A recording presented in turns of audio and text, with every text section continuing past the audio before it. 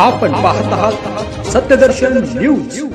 अमिताभ बच्चन अँजिओग्राफीसाठी कोकिलाबेन अंबानी रुग्णालयात। बॉलिवूडचे बिग बी अमिताभ बच्चन यांना मुंबईतील कोकोबीन अंबानी रुग्णालयात दाखल करण्यात आले आहे। बॉलिवूडचे महानायक अमिताभ बच्चन यांच्यावर अँजिओग्राफी करण्यात आली आहे। अमिताभ बच्चन यांना आज सकाळी मुंबईत कोकिलाबेन धीरू अंबानी रुग्णालयात दाखल करण्यात आलं आहे। 81 वर्षीय अमिताभ बच्चन यांना आज सकाळी 6 वाजण्याच्या सुमारास रुग्णालयात दाखल करण्यात आले।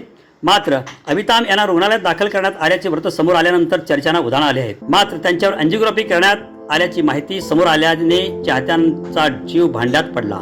अमिताभ बच्चन सध्या ते त्यांच्या कल्की 2898 एडी या चित्रपटामुळे चर्चेत आहेत।